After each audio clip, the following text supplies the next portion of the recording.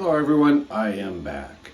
And what I'm doing now is I'm still 3D printing on the small printer. My parts for the Modix printer just came in. So I'm going to go as soon as I finish this video and drive out there. It's an hour drive. Drive out there and see what I can do as far as getting that going. Let me show you what I've got. This is a model of my Delahaye.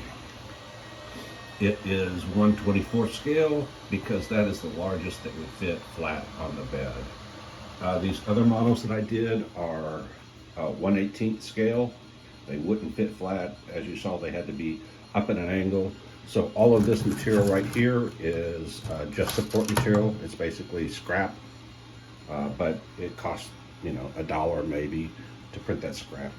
The advantage is this is the difference in size between the two. These cards are roughly the same size, so you can see that the 1/24 scale is obviously a lot smaller than the 1/8 scale. And for what I'm doing, the bigger the better.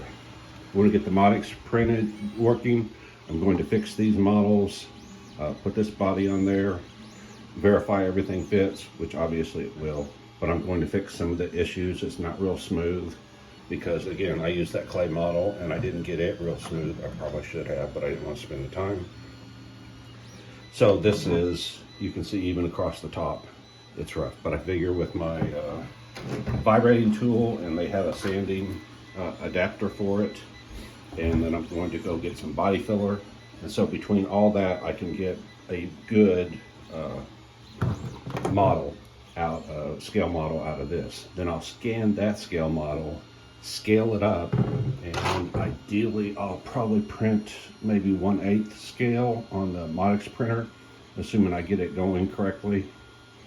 If not, I can always print smaller panels and use something like Gorilla Glue here, or super glue. There's a bunch of different things you can use. Glue it together in panels. I've seen people do that with actually full-size cars, just printing on one small panel, piece of a panel at a time. Of course, ideally would prefer to use the Modix printer and print them. Again, it's 2 foot by 2 foot by 4 foot print volume, so that would be a lot bigger than this 8 3/4 by 8 3/4 by 9 3/4 inch limitation of this. But if we can't get any more than that, that's fine. We'll make do with this. But again, like I said, ideally, these will be the right parts to fix the Modix printer and at least try to get it going again. I did have some minor issues with this. It didn't stick to the surface real well. I actually printed the first layer and I didn't like it because there were some questionable areas. So I stopped it, scraped that off, and wiped it down with alcohol, and then tried again. It did a little bit better, but it still didn't stick real good at the corners. I'm not sure yet. Not sure if you can see, but it lifted here. But luckily this is just a brim around it. So I watched it real closely and noticed that when it was putting the actual material down that mattered, it did okay. This is the normal quality. So there is a higher quality, but it would probably double the print time. These took over 50 hours each to print. This one's taking 30, 31 hours, something like that to print. Let's see, it still has 4 hours left, and it was printing for a day and 4 hours, so 28 and a half hours. So it is a lot faster, uses a lot less material, but again, the sacrifice is the size of this. What I'm doing is I am going to, this actually has the frame underneath it, the model does. So I'm actually going to, again, use the C5 suspension. And so the goal here is to come up with a frame that will connect the C5 front and rear independent suspension instead of the solid axle on the back and the front suspension. One of the issues that I have with these old cars is that you have to use really narrow tires because of how narrow those fenders are. But if you look, that's what it looks like. There are things I don't like about this, the style. I mean, it is more true to the original, but there are things I don't like. I don't like that back set front grille. I don't like the fact that it's so vertical. I also really can't stand the flat areas in front of the, beside the fenders.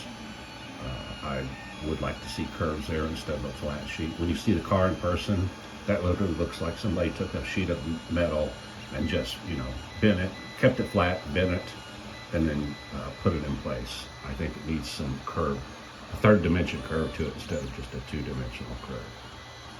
All right, so like I said, it's got another 4 hours to go.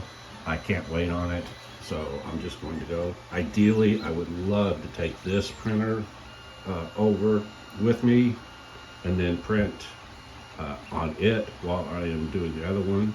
But the problem is, again, every print takes at least a day, day and a half, sometimes 2 days, sometimes even more than that. And so whenever I start, I don't want to move it. Supposedly you can interrupt it and continue printing, but I'd rather not risk it. I might try an experiment later on. I did print a couple of knickknacks and toothpaste squeezer holder things, just, you know, to get something out. Those only took, what, 4 hours for one, and I think 44 minutes for the other. So they got crammed in here to have a couple of things done. All right, that's all I have for now. I'm going to pack up and head out to the printer. Ideally, there's also a at least a 3-axis mill out in that same area, and so hopefully I can go look at it and maybe we can do something with it. I don't know, I'll have to see, but that's all I got now.